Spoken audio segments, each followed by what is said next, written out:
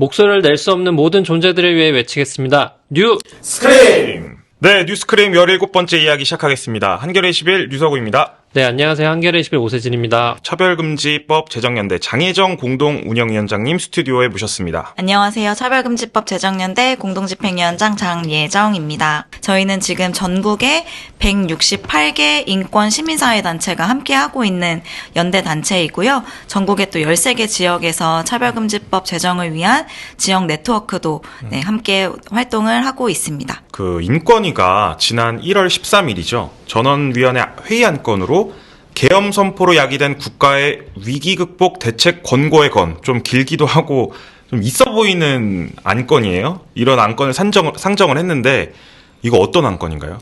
저희가 너무 길어서 이제 줄여서 그냥 내란 세력 비호의 건이라고 부르고 훨씬 있습니다. 와닿네요. 네, 내란 세력 비호의 건. 건. 예. 네, 제가 또 기자회견 할 때는 윤석열 인권보호의 건이라고 썼었는데 네네. 또 너무 좋아 보여서 그냥 내란 세력 훨씬 비호의 나은데요? 건이라고 예. 네, 부르기로 했습니다. 지금 국가인권위원회 구성을 간단히 말씀드리면 국가인권위원장 포함해서 11명의 위원으로 구성이 되어 있고요. 네. 그 중에서 이제 이번에 문제가 되신 5분의 이름을 또 호명을 해보려고 합니다. 김용원, 한석훈, 강정혜, 김종민, 이한별 이렇게 5명의 인권위원이 공동으로 이 내란 세력 비호의 건 네. 안건을 공동 발의를 하였고요. 거기 있는 내용이 이렇게 제 기관도 아닌데 이렇게 너무 민망스럽지만 네네. 경찰과 검찰 그리고 공수처를 상대로 윤석열 대통령에게 체포 구속영장을 남발하지 마라라는 내용. 예. 그리고 국회의장에게는 국무총리 한덕수 탄핵소추를 철회해라라는 권고. 그리고 이렇게 탄핵소추를 남발하지 마라라는 이야기. 그리고 계속 이제 그 방어권 관련해서 이야기 많이 나가기도 했는데요. 이 탄핵 심판 절차에서 방어권 보장을 철저히 하라. 뭐 이런 내용들을 담고 있는 내용을 국가인권위원회의 권고로 내자라는 의견입니다. 윤석열 쪽 변호인이 할 법한 이야기들인 것 같은데 네, 이게 정확하게 헌재에서도 말씀을 그렇게 하시더라고요. 예. 네. 이 문제의 안건을 발의한 사람 중에 이제 김용원 위원이 지난 1월 10일에 기자회견 열어서 이런 얘기를 했더라고요. 저도 좀 다 읽기가 좀 힘들지만 말씀을 드려볼게요. 현재 우리나라가 당면한 국가적 위기 상황은 대통령 계엄 선포 그 자체에 기인하기보다 야당과 이재명 더불어민주당 대표 등이 윤 대통령에 대해 내란죄 프레임 걸기를 하고 국무총리에 대한 탄핵까지 감행했기 때문이다 라고 하고 있는데 이게 인권위원으로서 할 수 있는 말인지. 국가인권기구는 전 세계 국가인권기구 연합이 있어요. 그래서 이제 각 나라별 국가인권 기구들이 서로 협력하기도 하고, 뭐 정보도 교류하고 그거를 굉장히 꾸준히 하고 있고요. 그게 유엔에서도 공식적으로 이 국가인권 기구들은 굉장히 중요하게 보고 있기 때문에 이런 발언 하나하나가 다, 그러니까 소위 말하는 한국의 자존심이 걸린 문제들이거든요. 근데 지금 뭐 너무나 명백하게 국제사회에서 이 윤석열 씨의 비상계엄 선포는 말이 안 되는 상황이었고 그냥 그 자체가 인권 침해적인 상황이었던 거에는 이견이 없거든요. 지금 국제사회에서. 근데 이제 그런 상황에서 국가인권위원회 상임위원께서 이런 말씀을 입 밖에 꺼냈다는 자체가 저는 이제 인권운동을 하고 있는 사람으로서 너무 창피했고요. 그리고 진짜 어디 밖에 나가서 얼굴을 못 들고 다니시겠네요. 네, 저 이제 출장 못 가겠어요. 해외로. 네, 그러고 있는 상황이고 두 번째는 뭐 개인의 의견을 어떻게 가지는지와는 별개로 자기 자리에서 할 수 있는 이야기라는 게 있잖아요. 예. 근데 이제 그런 자각은 정말 없으시구나. 라는 생각을 하면서 이런 인권위원회를 정상화하는데 더 열심히 투쟁해야겠다 이런 생각을 했습니다. 그 윤석열 대리인단이 그 윤석열 씨를 가리켜서 고립된 약자라고까지 표현한 상황이거든요. 낯뜨겁습니다. 고립된 약자. 네. 너무 낯뜨거운 표현인 것 같아요. 네. 그 대통령 경호처까지 동원을 해가지고 체포영장 집행까지 막았던 그 살아있는 권력자를 사실 고립된 약자라고 표현하는 게 좀 말이 안 되는데, 그런데 이런 상황에서 국가인권위원회마저 이 대통령 감싸기에 나선 상황이에요. 이 상황을 어떻게 보실까요? 네, 1월 13일에 김용원 씨가 그런 말씀을 하셨어요. 그 이제 회의장 앞에 그 활동가들이 이 회의 절대 개최 못한다라고 하면서 이제 몇 시간 동안 대치를 했었잖아요. 그때 김용원 씨가 그 활동가들 향해서 했던 이야기가 모든 사람의 인권은 보장돼야 된다라는 말씀을 하셨어요.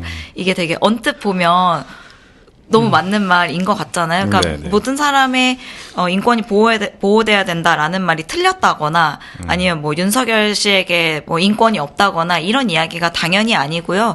뭐 누구에게나 피의자 방어권 보장되어야죠. 근데 이제 지금 실제로 그러한가의 문제도 첫 번째로 있겠고 두 번째는 국가인권위원회가 물론 모든 사람의 인권을 위해서 이제 역할을 해야 되는 기구인데 그 중에서도 특히 누구를 먼저 생각해야 되냐의 문제를 봤을 때 사회적 약자 그리고 공권력에 의해서 피해를 받고 있는 사람들이 국가인권위원회에게는 우선되어야 되는 그쵸. 저는 보호해야 되는 대상일 텐데 이 윤석열 대통령이 어떤 범죄로 혹은 어떤 행위로 지금 이 같은 상황에 처해 있고 그로 인해서 피해를 볼 수 있었던 혹은 피해를 보는 사람들이 누구인가 이 둘 중에 놓고 보면 사실 지금 인권위가 먼저 고려해야 되는 건 당연히 후자이겠죠. 비상계엄 선포로 그때 저희 포고령 또 보기도 했었잖아요. 예. 그 포고령이 보여주는 것처럼 이 윤석열 씨는 너무나 많은 사람들의 인권을 거의 박살낼 수 있었던 상황을 만들려고 했었고 국민들과 윤석열 대통령 중에 윤석열 씨를 먼저 생각하고 있다라는 거를 인권위원회가 그렇게 입장을 내는 거는 대단히 부적절하고 지금 자신들의 역할이 무엇인지 인지하지 못하고 있다라고 보고 예, 있습니다. 진짜 이걸 저희가 여기서 얘기하고 있는 것도 지금 좀 한탄스럽습니다. 맞습니다. 네. 그래서 어쨌든 윤석열 방어권 보장 안건을 공동 발의한 5명 아까 네. 이름을 한 분씩 얘기를 해주셨는데 그 이후에 김종민 의원이 사퇴를 표명하고 17일 날 강정혜 의원도 안건을 철회했다는 지금 보도가 나왔습니다. 지금 2명이 이제 철회를 한 셈인데 앞으로 어떻게 되나요? 그럼 다시 바로 부결이 되는 건가요? 아니면 어떻게 되는 거죠? 우선 저희도 녹화일 기준으로 오늘 이제 강정혜 위원도 안건 철회 의사를 공식적으로 밝혔고 네. 철회서를 국가인권위원회에 제출도 했습니다. 그리고 모르시는 분들에게 꼭 알려드리고 싶어서 말씀드리면 김종민 위원은 조계종 원명 스님, 봉은사 주지 스님이시고요. 예. 그분도 저희가 이 사건을 알게 되고 뭐 차별금지법 제정연대는 조계종도 쫓아가서 지금 이러실 수 있냐라고 그쵸. 이제 따져 물으러 갔었고 직접 그때 가셨었죠? 네네네. 가서 만났나요? 그분을 만나지는 못했고요. 네. 그때 진짜 저희가 오전에 결정해서 예. 그냥 팩스 보내고 1시간 있다 갔거든요. 마침 총무원장님은 안 계셔서 다른 좀 그 다음에 제일 높은 분 만나서 이제 말씀을 드렸고 예. 조계종에서 이런 선택하시면 안 된다라고 말씀드렸더니 어쨌든 조계종에서의 말씀은 이게 지금 국가인권위원회 좀 구성하고도 문제가 되는 부분인데 이게 희한하게 국가인권위원회 구성에 종교인이 꼭 한 명씩 들어가요. 그래서 목사님이 할 때도 있고 뭐 스님이 하실 때도 있고 그런데 그게 또 그렇다고 해당 종단이랑 상의하고 들어가지 않거든요. 그래서 그냥 이제 개인 그때 당시에 이 임명권자, 그러니까 지금 뭐 대통령 혹은 여당, 대법원 이렇게 추천하도록 되어 있는데 예. 거기서 그냥 자기가 이 추천권자가 아는 사람 중에 종교인을 이렇게 추천하도록 되어 있어서 네. 뭐 조계종 입장은 우리랑 논의하고 간 자리가 아니기 때문에 전혀 모르고 있었다. 네네. 어떤 안건에 뭐 동의하고 있는지도 모른다 이렇게 말씀을 하시더라고요. 근데 그렇다고 하면 어쨌든 뭐 인권위에서 이렇게 종교인 몫을 두는 게 필요한가 이런 고민을 하게 되기도 했고요. 네. 강정혜 위원 같은 경우에도 그때 1월 13일에 그 1월 13일 전에 시립대에서도 또 입장 발표 나오기도 했거든요. 이제 예. 학생들도 부끄럽다라고 그쵸. 입장 내기도 네. 하고, 네. 제가 뭐 그냥 뒤로 듣기로 시립대 교수님들이 난리가 나셨대요. 어떻게 이런 거에 법대 교수가 동의할 수 있냐 해가지고 막 뭐 전화로 연락도 이렇게 하려고 엄청 이제 노력도 하셨고, 이제 어쨌든 그렇게 모든 사람이 이거는 너무 아닌 것 같습니다의 결과가 이 두 사람의 이제 입장 철회로도 이어졌다고 생각하는데요. 어쨌든 회의라는 거는 또 열려봐야 아는 거기 예. 때문에 어떻게 될지 뭐 예단할 수는 없지만 그래도 저희는 지금 이 정도로 보편적인 시민들이 이건 진짜 안 된다. 네. 인권위가 거기까지 갈 수는 없다라는 거를 강력하게 말씀하시는 한 통과되기는 어렵지 않을까라고 네. 생각을 하고 있습니다. 나머지 위원들이 또 더 철회할 가능성은 없나요? 그래 주시면 감사한데요. 네네. 우선 네, 김용원 위원님은 일단 그 1월 10일에 저 안건이 공개되고 비판이 쏟아지자 굳이 기자님들 모아서 기자 간담회를 하셔서 아까 네 말씀하셨던 네네. 그런 이야기 하시는 거 보니까 뭐 본인이 스스로 철회하시지는 않을 것 같고요. 예. 글쎄요, 다른 위원님들도 이 불명예 이름을 남기지 않으려면 철회하시면 참 좋을 텐데. 지금 근데 현재 인권위원회가 이게 윤석열 정부 이후에 이제 인권위원으로 임명된 사람 일부가 이런 심각한 자질 문제, 인권 감수성이 없는 그런 모습을 보이고 있어요. 이 때문에 인권위원회가 해야 될 역할을 지금 하지 못하는 일들도 벌어지고 있는데 좀 어떤 사례들이 있었는지 말씀해 주시면 좋을 것 같아요. 네, 일단은 아마 또 예, 기자님은 아시겠지만 국가인권위원회에서 차별금지법 제정 권고의 내용을 유엔에 제출하는 보고서에 못 넣겠다라고 해서 결국은 국가인권위원회가 유엔 여성차별철폐위원회에 제출하는 국가인권위원회 독립보고서에서 차별금지법 제정 권고의 건이 삭제가 된 사건이 있었습니다. 근데 사실 유엔에는 위원회가 굉장히 많이 있거든요. 네. 그래서 국가인권위원회는 계속 보고서를 제출해야 되고 차별금지법이 한국에서 이렇게 논란이 되고 있지만 사실 있어야 되는 법이거든요. 상식적으로 있어야 되는 법이고 예. 그래서 모든 위원회에 다 걸려있는 문제예요. 사실 차별금지법은. 제일 먼저 권고를 받았던 것도 인종차별철폐위원회에서 권고가 왔었고요. 네. 여성차별철폐위원회도 그렇고 뭐 자유권위원회, 뭐 사회권위원회 모든 위원회에서 사실 차별금지법은 가장 거의 첫 번째로 언급되는 주제이기 때문에 네. 국가인권위원회는 계속 이 문제에 대해서 입장을 밝혀야 되고 그런데 지금 네, 안창호 위원장님 청문회 때 보셨겠지만 지금 이제 인권위원회에서 가장 큰 힘을 가지신 분들이 차별금지법 제정이 그 공산주의 혁명을 야. 일으키려는 이들이 네. 네, 쓰려는 도구다라고 이제 굳게 믿고 계세요. 네. 그래서 제가 듣기로 인권위에서 그 안창호 위원장님이 쓰신 책을 돌려본다고 하시더라고요. 노조에서.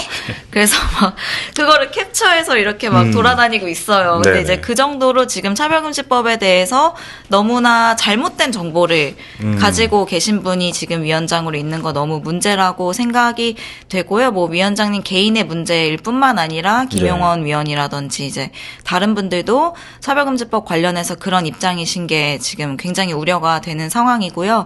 근데 차별금지법이 사실 특히 한국에서는 성소수자 의제랑 다 연결이 되어 있는 문제거든요. 근데 네. 많은 분들이 아시겠지만 지금 한국에서 성소수자 차별을 다룰 수 있는 뭐 유일한 기구 국가인권위원회이고 예. 그 차별에 대해서 명시하고 있는 것도 국가인권위원회법밖에는 없어요. 예. 그 성적 지향에 의한 차별이 없어야 된다. 심지어 거기에 아직 성별 정체성은 들어가지도 못했고 네, 네. 이런 상황이거든요. 그렇기 때문에 성소수자 단체들, 특히 이제 성소수자 당사자에게도 이 국가인권위원회는 너무 중요한 문제인데 지금 그러지 못하는 게 또 네, 너무 안타까운 상황이고요. 예. 또 특히 이제 김용원 위원이나 뭐 사표를 내셨지만 이충상 위원 같은 경우에도 특히 이 수요 집회 관련해서 계속 지금 후퇴하는 입장을 내고 있거든요. 사실은 네. 저희가 여성차별철폐위원회 보고서에서 차별금지법 빠졌을 때 같이 쫓아갔던 게 정의기억연대였어요. 아. 네, 일본군 성노예제라는 표현에 네. 대한 이제 뭐 이견도 나오기도 하고 언제까지 이 문제 얘기할 거냐라는 발언을 뭐 회의 중에서 말씀하시기도 하고 예. 네, 관련 의제도 뭐 이전 회의에선 빠졌다가 결국 그래도 이거는 받아주지만 차별금지법 못 넣겠다 이래서 저희 것만 빠지고 뭐 이런 상황들이 있었거든요. 근데 지금 수요 집회 관련해서는 인권위에 진정이 들어가 있던 건들도 네, 그런 분들이 다 이제 기각시켜서 지금 수요 집회 혐오 그 집회랑 계속 붙어 있거든요. 수요일에. 그쵸, 네. 수요일마다 거기가 정말 지금 전쟁 중이에요. 이 소녀상 앞에서. 네. 근데 그 문제를 굉장히 이제 뭐 먼저 집회 신고를 한 사람에게 내줘야 된다라는 예. 입장을 낸다든지 이제 그런 식의 발언이 다른 기구도 아니고 인권위에서 지금 계속 나오고 그러니까요. 있는 상황이거든요. 그리고 이제 이런 게 반복되다 보니까 뭐 지금 이제 인권위가 할 수 있는 것 중에 긴급구제가 있어요. 네. 그게 이제 특히 뭐 농성장 같은 데서 이제 많이 이제 쓰는 방법인데 아주 악덕한 기업들이 이제 하는 방법이죠. 그래서 사실은 이번에 뭐 윤석열 대통령 체포 국면에서 이제 단전 단수부터 해야 된다 이런 그쵸. 얘기 나오기도 여기도 했는데 지금 될 뻔했죠. 아, 네. 단순 기사에 단수가. 계속 나오잖아요. 근데 이제 그게 사실은, 농성장에서 지금 너무 많이 벌어지고 있는 일이죠. 지금 옵티칼 농성장도, 네, 그래서 사람들이 다 생수를 보내드려야지만 씻을 수 있고 이런 상황인데, 네. 그런 문제가 발생하고 있을 때, 사실 사람들이 제일 먼저 떠올리는 건 국가인권위원회거든요. 네. 그럼 이제 인권위에서 급하게 조사관이 와서 긴급구제 결정을 하면, 그래도 좀 그게 협의가 되면, 좀 뭐 물이라도 들어갈 수 있다든지 예. 아니면 어떤 경우에는 도시락 반입 못하게 하고 막 이런 경우도 있었는데 뭐 도시락 들어가게 한다든지 이런 역할을 하는데 인권위 조사관 분들이 있었거든요. 네. 근데 그게 또 예, 사안이 이렇게 될 때까지 저희도 몰랐는데 긴급구제 신청이 들어오면 인권위 상임위원들이 의결을 해야 조사관을 파견할 수 있대요. 근데 그렇군요. 예. 네, 이제 지금 같은 경우에도 뭐 김용원 이충상 위원이 그 결정이 계속 안 되니까 먼저 가신 거예요. 인권위 예. 조사관들이. 너무 인권위가 가야 되는 현장이니까. 근데 우리가 결정 안 했는데 조사관들이 먼저 갔다고 월권 행위라고 야, 그 진짜. 조사관을 네. 질타한다든지 이런 일들이 발생하고 있고 네, 그 결과가 저는 통계적으로도 나타나는데 2023년에서 2024년으로 넘어오면서 네. 인권위 진정 건수가 뚝 떨어졌어요. 그러니까 사람들이 더 이상 믿질 않는군요. 네, 한국이 평등해져서 사람들이 그런 건 아니겠죠? 이제 네. 사람들이 겪고 있는 그런 문제에서 더 이상 인권위원회에 기대를 갖지 않고 네, 국민의 신뢰를 지금 그렇게 잃어가고 있는 과정에 놓여 있거든요. 근데 그거는 사실 인권위의 위기이기도 하지만 그건 지금 이 한국 사회가 인권 문제에 있어서 기댈 공간이 없어지는 너무 저는 중요한 예, 현장이라는 생각이 들고 그래서 사실 지금 활동가들이 이렇게 사활을 걸고 네. 네, 이 바쁜 와중에 그렇잖아요. 기자님들도 다 너무 바쁘고 활동가들도 너무 바쁜 와중에 인권이 이 의결되는 건 안 된다라고 생각하는 건 정말 이 선까지는 넘어가도록 두면 안 된다는 좀 그런 절실한 마음이 네. 있기도 합니다. 저는 인권위가 네, 국민의 신뢰를 좀 빨리 회복하고 네, 더 많은 진정 건수를 잘 다루는 기구로 네. 네, 남아주기를 바라고 있습니다. 정말 안타깝습니다. 지금 아주 완전 거꾸로 돌아가고 있어요. 네. 인권위가. 지금 빨리 인권위가 이렇게 신뢰를 회복을 해야 될 텐데 사실 아까도 말씀해 주셨지만 안창호 위원장 이분이 논란이 되게 많았어요. 사실 지금 이번 논란 이전에도 뭐 차별금지법 관련 발언이나 뭐 성소수자 혐오 발언 이런 것들이 많았는데 이분 좀 어떤 분인지 독자분들, 시청자분들도 궁금해할 것 같거든요. 사실 이게 차별금지법을 제정해야 되는 이유 중에 예. 헌법 제11조 평등권이 기본적으로 계속 거론이 되잖아요. 네. 근데 이분이 좀 그 헌법학에 있어서 저명한 원로 예. 급의 이제 좀 어쨌든 굉장히 중요한 네, 그런 인물로 이제 거론이 되기도 하는 분이거든요. 근데 중요한 건 이분이 아주 독실한 신자세요. 근데 저는 청문회 과정을 보면서 성경을 잘 모른다는 생각이 들긴 했지만, 예. 네. 그때 이제 막 말씀하시는 게 그 보금법률가회라고 지금 국민의힘 조배석 의원이랑 같이 만드신 그 단체가 문제가 되는데, 네. 그 단체는 설립 목적이 차별금지법 제정을 저지하는 네. 신앙 법률가들의 모임이거든요. 예. 거기서 초대 고문을 맡으셨어요. 아. 그리고 위원장으로 임명되면서 그게 문제가 되니까 나는 아무것도 한 일이 없다라고 이제 말씀을 하고 나서셨지만 네, 사실이 아닌 걸로 너무나 명백하게 밝혀졌고요. 네네. 네. 그 차별금지법 바로 알기 아카데미라고 이거 알려드리면 안 되는데 이게 어쨌든 그 이 반대하시는 분들이 계속 그 시민들에게 영상 강의를 하시거든요. 네네. 네, 거기에서도 아주 중요한 연사로 나오셔서 차별금지법의 문제점에 대해서 이제 이야기를 계속 하셨던 인물입니다. 그래서 그 어쨌든 위원장은 막 이렇게 되게 젊은 분이 하시는 자리는 아니잖아요. 예. 근데 이제 그래서 뭐 송두환 위원장님이랑 아마 헌법재판관 시절에도 잠깐 같이 이제 임기를 또 하시기도 했었던 예, 인물이어서 고 연배의 분들 중에 떠올려 보니까 윤석열 같은 사람이면 저런 사람도 위원장 시키는 거 아니야라고 했을 때 모두가 그럴 수는 없다라고 네, 생각을 하게 했던 그런 인물이셨습니다. 결국에는 이런 분이 지금 모든 것들이 발생하고 있죠. 네. 네. 시작이 된 원흉인 것 같기도 합니다. 혹시 과거에 이제 보수 정부, 그러니까 이제 이명박 정부, 박근혜 정부 당시 때 그 국가인권위원회와 지금의 국가인권위원회를 비교하면 좀 어떤 차이가 있다고 보실까요? 비상계엄이 선포됐을 때 네. 모두가 너무나 믿지 못했고, 그쵸. 네, 그 뭐랄까요, 소위 이제 좀 자기가 보수적이다라고 생각하는 분들도 이거는 아니지라고 네네. 생각했던 이유가 있잖아요. 저런 걸 저렇게 발표할 순 없지라는 그 감각이 있었고, 그게 저는 이명박 박근혜 시절도 마찬가지라고 생각하거든요. 그때도 설마 어떻게 막 그 뭐 대통령이 사람들에게 살수차를 동원해서 물대포를 쏠지언정 대포를 쏘라고 하지는 않을 거라는 믿음 정도가 있었던 거잖아요. 네. 그 모든 걸 이제 윤석열 씨가 다 무너뜨려 버렸지만, 근데 윤석열 씨가 그런 결정을 할 수 있었던 기저에는 그래도 된다라는 믿음을 주는 세력이 있었기 때문이라고 생각도 들거든요. 물론 이제 윤석열 씨와 뭐 김용현 씨 등등이 있겠지만, 지금 사실 관저 앞에 모여 계셨던 분들이 이제 그런 거잖아요. 뭐 가장 많이 하시는 말씀이 이제 입법 독재 막아야 되지 않냐. 네. 입법 독재를 막기 위한 수단으로 우리가 선거에서 이기자가 아니라 비상계엄을 발표하자라는 이 논리가 먹히는 어떤 때가 와버린 그런 위기감 같은 게 좀 있지 않나라는 생각이 들고요. 이명박 박근혜 시절에도 문제적인 인권위원들은 분명히 있었거든요. 근데 이제 그래서 뭐 해야 되는 인권위에 좀 전향적인 결정을 안 한다든지 그런 일들은 분명히 있었지만, 적어도 그 김용원 위원님 같은 예. 그런 발언을 하시진 않았어요. 그때 적어도 인권위원으로서 내가 이런 결정에 동의하고 싶진 않아서 이렇게 뭐 중요한 결정들에 뭐 반대표를 던진다든지 예. 그런 경우는 있었지만, 김용원 씨처럼 일본군 성노예제 문제 언제까지 얘기할 거야? 동성애자 문제를 왜 국가인권위원회가 다뤄야 돼? 라는 말을 입 밖에 꺼내진 않으셨어요. 네. 그거는 인권위원으로서의 자존심이기도 하고 국가인권기구로서의 자질의 문제를 개인들도 인지하고 있었던 상황이라고 생각하거든요.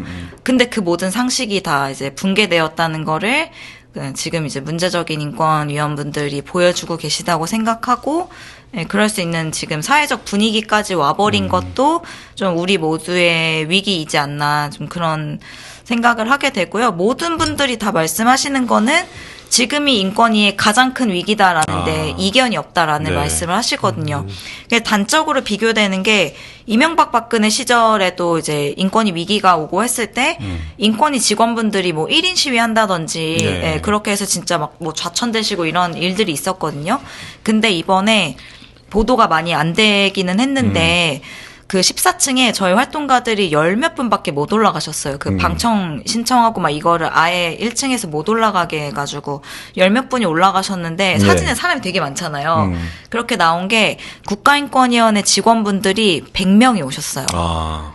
그러니까 일단은 인권위에 있는 거의 모든 직원들이 다 들고 일어났고, 네. 지역사무소, 국가인권위원회가 지역사무소가 있거든요. 지역사무소에 있는 직원들도 다 공가를 내거나 예. 개인 휴가를 써서라도 다 오신 거예요. 지금 내부에서도 엄청난 심각한 상황이라는 걸 인지하고 있다는 그렇죠. 거죠. 그래서 구성원들이. 정말 노조가 들고 일어난 이제 이런 예. 상황이고, 그게 그 이제 노조원뿐만 아니라 과장급에서도 입장이 나오고 인권위 과장 성명이 나왔어요. 그 네. 굉장히 드문 일이거든요. 예. 인권위로서도 처음 있는 일이지만 어느 기관이든 그 과장급 이상이 그런 성명을 내는 거는 정말 그쵸. 어려운 일이죠. 네, 근데 네. 정말 우리 모두가 이 인권위의 위기를 함께 극복해 나가자라는 메시지를 모두가 동일하게 이야기하면서 이렇게 인권위에서 100명이 들고 일어나는 사태 자체가 인권위가 얼마나 큰 위기에 직면했는지를 좀 보여주는 아주 대표적인 장면이었다고 생각을 합니다. 국회는 이 고위공직자가 어떤 뭐 중대한 법률 침해 행위를 하거나 이제 공익을 현저히 저해하는 행위를 하면 이제 탄핵소추 의결을 할 수 있는데, 근데 국가인권위원회 위원장이나 이제 위원들은 이 탄핵소추 대상도 안 되기 때문에 그냥 문제적인 인물이 임명이 되면 그 사람이 스스로 물러나지 않는 이상 계속 직무를 수행하는 그런 구조이거든요. 근데 그렇다고 또 이들을 물러나게 해야 된다라면서 이게 탄핵소추 할 수 있는 대상으로 또 분류를 하게 되면 이 국가인권위원회의 독립성이 또 저해되는 그런 문제도 있다 보니까 좀 어떻게 해야 될지는 모르겠는데, 혹시 지금처럼 좀 문제적인 인물이 국가인권위원회 위원장이나 위원으로 안 되게 하려면 좀 어떻게 해야 될까? 그 지점이 사실 뭐 인권 사회에서도 좀 큰 고민인 것 같아요. 왜냐하면 이제 김용원 위원이나 뭐 이충상 위원이 이런 기행을 이충상 위원은 되게 억울해하세요. 자기는 공동발의 참여 안 했는데 네. 그 두 분이 이제 어쨌든 가장 문제적인 입장을 많이 내셨기 때문에 그 두 분이 이제 그런 일을 시작했을 때 저희 입장에서도 차별금지법을 결국은 삭제한 보고서가 나왔을 때 그런 얘기를 했었거든요. 탄핵도 못해 저 사람들은. 네. 이런 얘기를 하면서 그냥 이제 3년을 기다리는 방법밖에 없나 막 이런 고민을 하다가 근데 또 이 명확한 독립기구의 이 위원이나 위원장을 탄핵시킬 수 있는 거는 그럼 타당한가 이런 고민에 또 저희도 직면하게 되는 거예요. 네. 그래서 그때 이제 독립보고서에서 차별금지법이 삭제되고 저희가 정말 없는 돈 다 털어가지고 모금해서 제네바 갔다 왔거든요. 그때 이제 심의할 때 그래서 이제 위원들 다 그 심의에 참여하는 위원들 다 붙잡고 한국이 지금 이 이퀄리티 액트를 빼버렸다라는 얘기를 하면서 잘 알고 있다. 너무 심각한 상황을 생각한데 막 이런 얘기하면서 꼭 권고에 좀 넣어달라 이런 얘기를 하러 갔었어요. 네. 근데 이제 세계 국가인권기구 연합 그 간리라고 부르거든요. 나중에 자막에 나가겠죠. 네, 네네. 간리라고 부르는데 간리의 그 담당자분을 그래서 만났어요. 근데 우리의 지금 고민이 있다. 우리는 지금 탄핵이 불가능하도록 인권위를 구성을 했는데 예. 그게 잘못이라고 생각되진 않지만 이런 문제가 한국의 일만은 아닐 거고 뭐 우리가 지금 이런 위기를 맞았지만 위기를 맞은 나라는 더 많을 텐데 그 나라들은 어떻게 하느냐라고 질문했을 때 거기서도 고민해서 그 뭐 말씀하셨던 방법 중에는 그러니까 탄핵을 완전히 불가능하게 하기보다는 아주 강도 높은 탄핵 요건을 두는 예. 제도를 두는 경우들이 있다. 그래서 예를 들면 지금 한국은 11명이죠. 위원장 포함해서 그 사람 제외하고 10명 모두가 동의한 뭐 탄핵소추안을 제출할 수 있도록 한다든지 네. 아니면 이제 그러니까 그 권한을 국회나 이런 곳에 두는 게 아니라 인권위 자체적으로 내부에서 자정할 수 있는 이제 좀 그런 방향으로 법을 설계한다든지 사실 그렇잖아요. 지금 같은 경우도 그 제도가 있다고 한들 안될 안창호 것 같은데요? 위원장이나 네. 김용원 위원이나 지금 탄핵시킬 수는 없을 거예요. 거기서 10명이 절대 나오지 않기 때문에. 하지만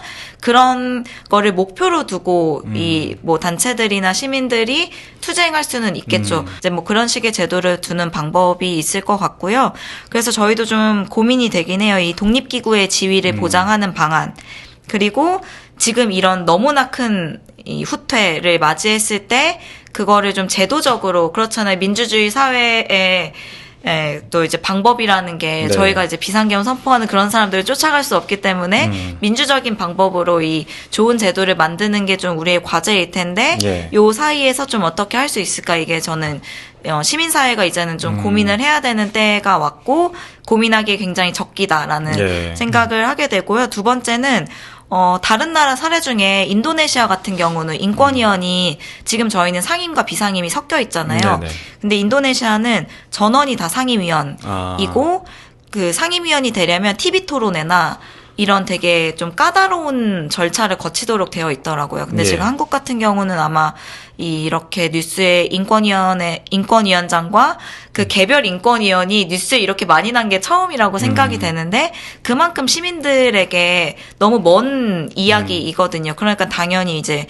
어떤 위원인지도 모르고 어떤 과정을 거치는지도 모르고 이렇게 되어 있는데 그렇게 하기보다는 뭐 TV 토론회나 아니면 뭐 이런 뭐 제도들을 통해서 네, 뭐 인권위원장은 어쨌든 청문회를 거치면서 이제 다 드러났잖아요. 네. 안창호 위원장이 어떤 인물인지 이제 그런 과정들을 좀 모든 구성원들이 좀 거칠 수 있도록 하면서 시민들이 그런 좀 이제 자질에 대해서 고민해 볼 수 있는 여지를 또 두는 것도 좀 필요한 방안이지 않을까라는 좀 고민을 하게 되었습니다. 정말 인권위가 완전한 지금 절체절명의 위기 상황에서 네. 직원들이 그렇게 전례 없는 성명서까지 내면서 하고 있는데 결국 그게 반영이 안 되고 그 소수의 위원장을 비롯한 위원들이 지금 다 결정을 하고 있는 상황이 너무 안타깝습니다.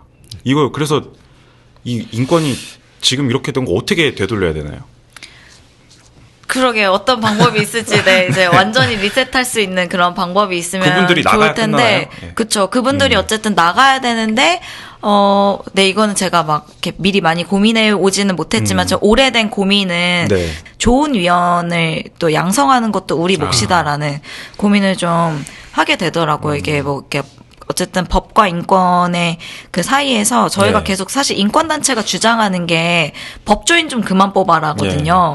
근데 또 이제 인권위 결정례나 이런 부분이 좀 그런 법적인 뭐 결정문이나 이런 걸 따라가는 부분이 크다 보니까 이게 그냥 법조인 뽑는 게 제일 편한 거예요. 인권위 입장에서도 그런 걸 많이 다뤄봤기 때문에. 근데 교수님들이나 뭐 변호사님들이 당연히 또 잘하시는 분들도 있지만 그 풀에서만 하려다 보니까 또 저희한테도 너무 협소해지는 이 인력의 문제, 그쵸. 네, 또 있다고 생각되고, 저는 그래서 이제 제가 활동가여서 이런 말씀 드리긴 좀 그렇지만, 저는 오랫동안 활동하신, 저는 아직 10년은 안 됐거든요. 예. 근데 또 이 분야에서 오랫동안 활동한 그 활동 경력을 또 이제 전문성으로 보는 그런 것도 좀 필요하지 않나라는 생각도 들고, 특히 국가인권기구 같은 데서는 좀 중요하게 살펴야 되는 부분이지 않을까. 법조인이라고 모든 걸 다 잘하는 것도 아니고, 그럼요. 네, 뭐 활동가라고 또 이제 자기 분야 다 잘하는 거 아니듯이 그게 좀 적절하게 같이 좀 조화되면서 인권위가 좀 좋은 결정을 하고 필요한 일들을 할 수 있는 기구로 좀 나아가면 예. 좋겠다는 생각을 하게 됩니다. 오늘 위원장님 말씀 들으면서 이제 국가인권위원회가 어떤 역할을 하는지 그 역할이 어떤 중요성을 띠는지를 들을 수 있었는데요. 내 삶을 바꿀 수 있는 그런 여러 권고들을 할 수 있는 기구인데 지금은 사실 그 역할을 못하고 있고 그래서 좀 많이 안타까운 상황이고 지금 현재 인권위가 뭔가 우리 삶의 변화에 필요한 권고를 해서 조명을 받는 게 아니라 그 권고를 못하게 하는 일들로 지금 조명받는 게 좀 너무 안타까운 상황이에요. 그래서 위원장님 말씀처럼 인권위원회가 지금 하루빨리 정상화가 되길 바라는 마음입니다. 네, 오늘 뉴스크림은 여기까지 하겠습니다. 앞으로도 저희 뉴스크림은 가장 가까운 현장에서 더욱 생생한 이야기 전해드리도록 하겠습니다. 뉴스크림!